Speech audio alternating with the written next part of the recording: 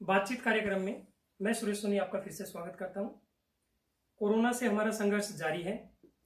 Corona संकट के दौरान आंचलिक विज्ञान केंद्र गुवाहाटी आपके और हमारे बीच संवाद को जारी रखने के लिए ये एक विशेष कार्यक्रम बातचीत लेकर के आया। इस कार्यक्रम के माध्यम से हमने doctor Ranjit Kumar Barman, head science and technology division ASTEC को सुना। हमारा वो सेशन वैज्ञानिक दृष्टिकोण को लेकर के था और उम्मीद करता हूं आपको वो सेशन पसंद आया होगा। आज 18 मई एक स्पेशल दिन है। गेस कीजिए। बिल्कुल सही, आज है इंटरनेशनल म्यूजियम डे और आज विषय विशेषज्ञ के रूप में श्री वासुदेव मंडल, प्रोजेक्ट कोऑर्डिनेटर, आंचलिक विज्ञान केंद्र गुवाहाटी हमारे बीच मौजूद है। सर, आपका स्वागत है। थैंक यू सोनी, बहुत बहुत शुक्रिया। बातचीत शुरू करने से पहले मैं बताना चाहता हूं कि 1977 से लेकर आज तक हर वर्ष ग्लोबल लेवल पर, वैश्विक स्तर पर इस विशेष दिन यानी 18 मई को म्यूजियम डे के रूप में मनाया जा रहा है। कौन सी अंतर्राष्ट्रीय ऑर्गेनाइजेशन है जो मुख्य रूप से इसकी पूरी जिम्मेदारी को संभाले हुए है? गेस कीजिए। बिल्कुल सही, वो ऑर्गेनाइजेशन है इंटरनेशनल काउंसिल ऑफ म्यूजियम्स, जिसे आईकॉम के नाम से जाना जाता है। इस वैश्विक ऑर्गेनाइजेशन की स्थापना 1946 में हुई और आज इसके 141 देश में 37,000 से भी अधिक सदस्य हैं। यहां मैं एक बात बता दूं, national council of science museums के भूतपूर्व डायरेक्टर जनरल, पद्मश्री एवं पद्म भूषण से सुशोभित डॉक्टर सरोज घोष 1992 से लेकर 1998 तक आईकॉम के प्रेसिडेंट रहे। ये हमारे लिए गर्व की बात है।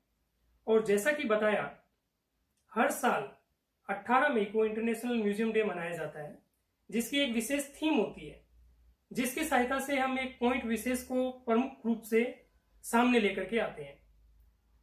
जैसे अगर हम विगत वर्ष की इसकी थीम्स के बारे में बात करें तो इसकी थीम्स रही है museums and environment, museums and indigenous people, collecting today for tomorrow, museums and globalization, museums and friends, museum bridging culture, museums and universal heritage, museums for social harmony, museums collection make connections, museums for a sustainable society, museums as a culture hub, the future of tradition.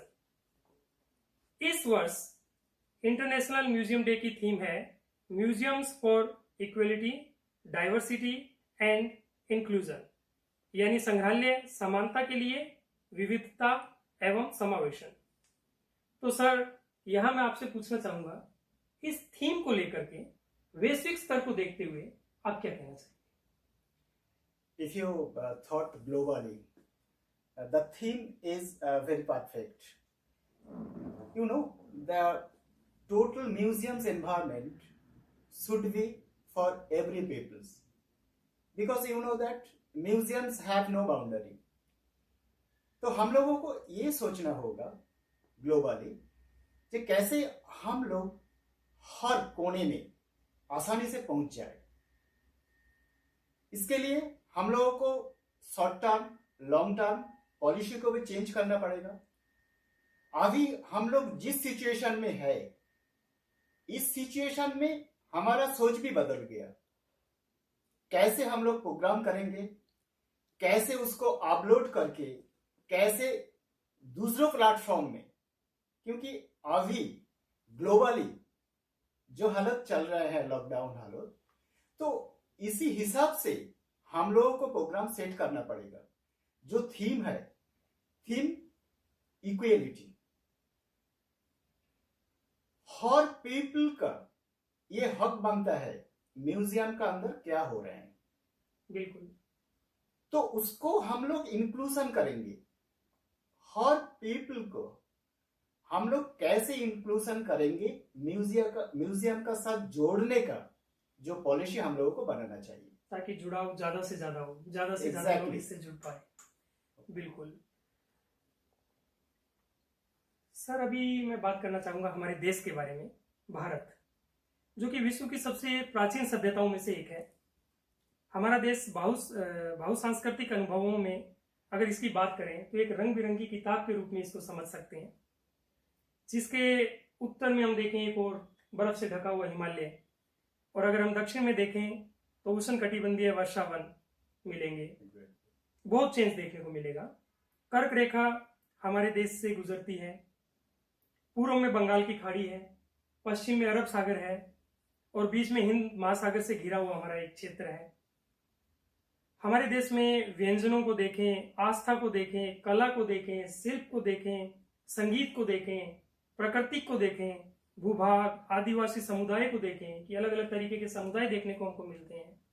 भाषा, बोली, रहन सहन, खान पान, इन सब की विविधताओं को देखें तो हमें लगेगा कि चारों ओर विविधता ही विविधता है, डाइवर्सिटी ही डाइवर्सिटी है। लेकिन इन सबको एक सूत्र में, एक धागे में पिरोने वाला जो नाम है उसका नाम है भारत।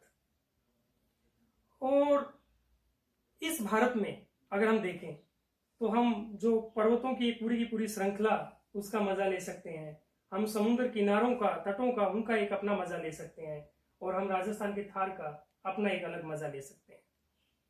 तो अगर हम सच में भारत को डिफाइन करें और जानें तो हम पाते हैं कि भारत विविधता में एकता, यूनिटी इन डाइवर्सिटी, इसकी एक मिसाल है।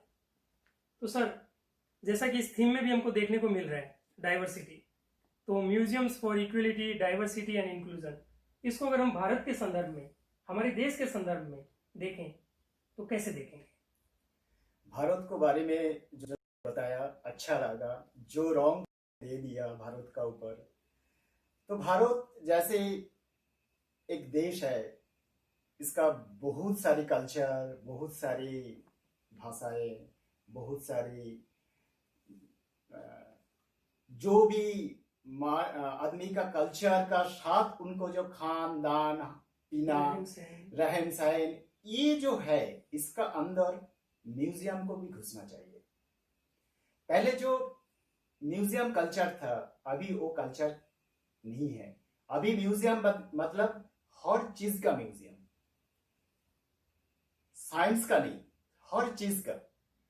तो ये क्यों ये सच बदल गया? क्योंकि हम लोग चाहते हैं कि जितना सारी इंडियंस को, जितना सारी भारतीयों को, जनगण को हम लोगों को साथ जोड़ेंगे, हम लोग उसको नजदीक में पहुंच जाएंगे, मतलब समावेशित करने की कोशिश करेंगे उन सबको। बिकॉज म्यूजियम आज चारों तरफ एक नाम है, सबको पहचान भी है।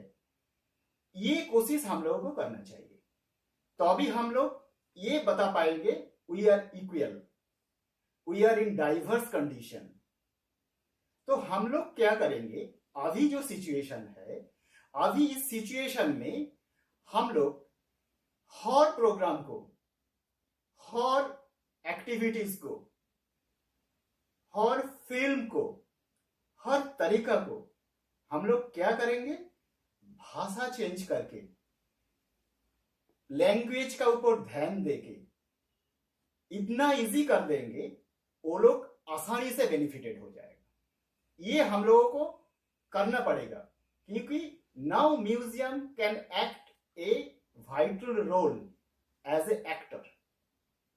म्यूजियम सबके लिए और सभी म्यूजियम के लिए, सभी म्यूजियम के लिए। उसको सामने हम लोग ऐसे उपस्थित करेंगे कि it is not hard thing. ऐसे उपस्थापन ऐसी होगा, ऐसी तरीका में होगा कि वो लोग इजी ले लेगा। तो म्यूजियम आपकी जिंदगी का ही एक हिस्सा है। वो लोग बेनिफिट भी होंगे, शिक्षित भी होंगे, लाभान्वित भी होंगे। बिल्कुल सर। तो ये हमने बात की राष्ट्रीय परिप्रेक्ष्य में। अगर हम बात करें तो अभी मैं उससे राष्ट्रीय परिप्रेक्ष्य से हमारे काउंसिल या साइंस सेंटर्स और म्यूजियम्स जो है उस तक पहुंचने की कोशिश करूंगा। तो जैसा कि अभी हम आंचलिक विज्ञान केंद्र गुवाहाटी में बैठे हैं, और आंचलिक विज्ञान केंद्र गुवाहाटी यानी रीजनल साइंस सेंटर, ये national council of science museums, जिसे राष्ट्रीय विज्ञान संग्रहालय परिषद कहते हैं, संस्कृति मंत्रालय भारत सरकार की एक सैटेलाइट यूनिट है। और हम गर्व से कह सकते हैं कि राष्ट्रीय विज्ञान संग्रहालय परिषद, national council of science museums, एक ऐसा एडमिनिस्ट्रेटिव अम्ब्रेला है जो दुनिया में साइंस सेंटर और म्यूजियम्स की जो बात करें तो उसका सबसे बड़ा नेटवर्क संचालित करता है। और साइंस सेंटर है म्यूजियम्स के लिए तो वैसे भी कहा जाता है कि museums have no boundary, no borders, they have a network. तो म्यूजियम्स अपने आप में ही एक नेटवर्क है। तो म्यूजियम्स की कोई सीमाएं तो होती नहीं है, क्योंकि नेटवर्क की कभी कोई सीमाएं नहीं हो सकती, वो एक बाउंड्री में बंद करके नहीं रह सकता।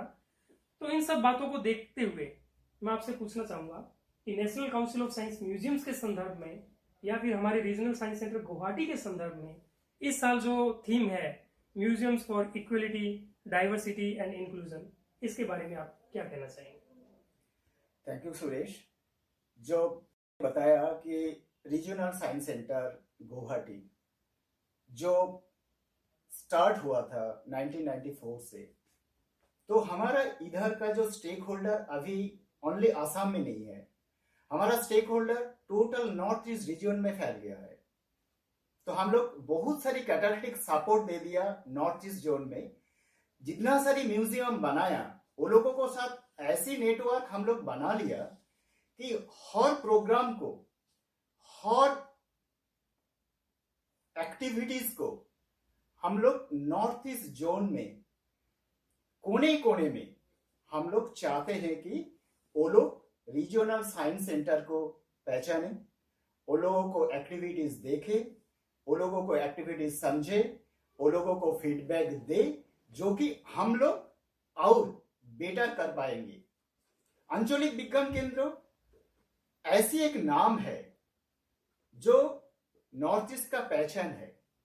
इसलिए हम लोगों को क्या जरूरी है, हम लोगों को लोकल लैंग्वेज में, लोकल टोन में, लोकल इंडिजिनस थीम को पकड़ के कैसी प्रेजेंट करना होगा, कैसी प्रोग्राम बना के वो लोगों को पास में ले जाना होगा, ये हमारा जिम्मेदारी बन गया है। क्योंकि visitors is not coming to our premises, so we just हमको पहुंचना होगा, वो लोगों को पास पहुंचना होगा। जैसे पहले हम लोगों को बहुत सारी नेटवर्क था, MSC था, आउटरीच प्रोग्राम था, दूर दूर जाके बस जाके प्रोग्राम करता, गांव गांव जाके होता था program, MSC program total north east में 3 बस हर रोज घूमता था। तो अभी बंद हो गया। अभी कैसे वो लोगों को पास में हम लोगों को पहुंचना है, इसलिए क्या किया हम लोग, जो प्रोग्राम है वो प्रोग्राम को अलग अलग तरीके से, जैसे रिसाइटेशन करके लोकल लैंग्वेज में, जैसे प्रोग्राम बना के उसको कंपाइल करके कैसे होगा, किस लैंग्वेज में होगा, किस तरीका का होगा, इंडिजिनस टोन देना पड़ेगा, वो लोगों को बेनिफिट ज्यादा होगा, वो लोगों को साथ जोड़ना आसान हो जाएगा, रीजनल लैंग्वेज रहेगी, नेशनल लैंग्वेज रहेगा। मतलब ये जो होगा आंचलिक विज्ञान केंद्र हर लोगों के लिए होगा। ये हमारा सोच अभी इस दिन से, इस बातचीत से हम लोग कर रहे हैं।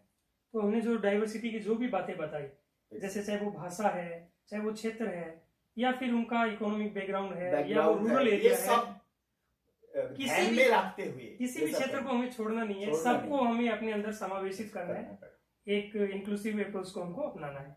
बिल्कुल। और अभी मैं फिर से इस बात को और आगे बढ़ाते हुए बहुत कहना चाहूंगा कि हम अभी इस विजिटर से जुड़ पा रहे हैं इस बातचीत प्रोग्राम के माध्यम से, जो कि अपने आप में एक तरीके से डिजिटल प्लेटफॉर्म हमको दे रहा है आपस में संवाद करने के लिए। विजिटर्स को भी हम एक मौका दे रहे हैं फीडबैक के थ्रू कि वो अपनी बात हम तक पहुंचा पाए, और हम इस तरीके के प्रोग्राम से अपनी बात उन तक पहुंचाते हैं, और ये बातचीत प्रोग्राम है। तो इस तरीके के और भी बहुत सारे प्रोग्राम है हमारे पास।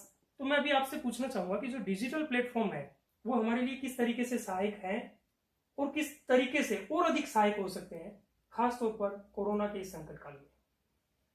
अभी हम लोग इस पोजीशन में है, लॉकडाउन पोजीशन में है, आदमी का मन में डर भी आ गया है, पेरेंट्स भी अलाउ नहीं करेंगे, स्टूडेंट को भी टीचर अलाउ नहीं करेंगे।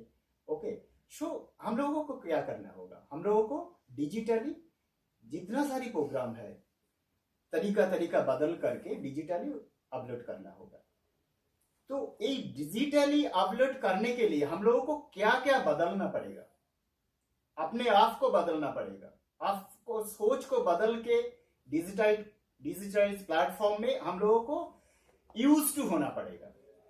तो इसलिए हम लोग जैसे ये बातचीत प्रोग्राम हो गया, फिल्म एक्वेरियम का फिल्म हो गया, मेडिसिनल प्लांट गार्डन का फिल्म बन गया, बटरफ्लाई कर्नर का फिल्म बन गया, डायनासोर पार्क का फिल्म बन गया, वो भी कन्वर्सेशन तरीका से, वो भी आसान लैंग्वेज में, वो भी रीजनल टोन देके, तो विजिटर की भाषा में जैसे वो आता था पहले, जैसे वो समझता था, अब हम जा रहे हैं, अब हम लोग उनको पास जा रहे हैं, हमारा अपना भाषा लेकर, वो लोगों को सोच कर भाषा लेकर, वो लोगों को रीजनल भाषा लेकर, वो लोगों को टोटल एनवायरनमेंट को बदल देने के लिए, जो वो लोग अभी मतलब इस पोजीशन में है, जो हम लोग सोचा ही नहीं था जो ऐसी पोजीशन कभी हम लोग झेलना पड़ेगा।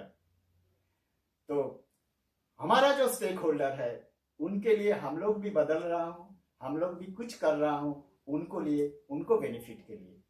बिल्कुल। और अभी अगर कोरोना की संकट काल को हम देखें तो यहाँ सेफ्टी बहुत इंपॉर्टेंट एक पॉइंट बन जाता है हमारे लिए, भले ही वो हमारे स्टाफ के लिए हो या पब्लिक हमारे विजिटर्स के लिए हो।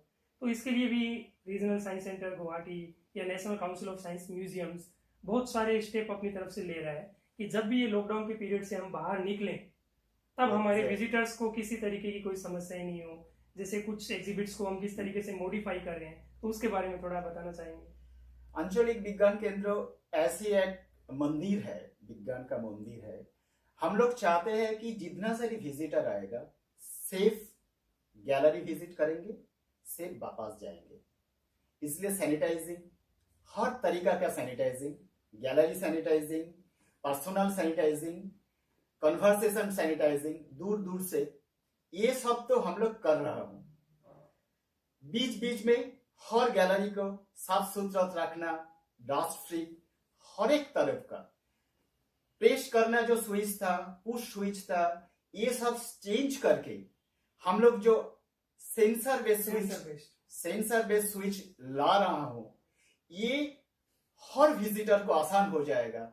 ओनली हाथ घुमाने से ही द एग्जिबिट विल वर्क। उनको टच नहीं करना पड़ेगा, टच नहीं करना होगा। एक विजिटर टच करेगा, दूसरा टच करेगा तो स्प्रेड होने का चांस ज्यादा हो जाएगा।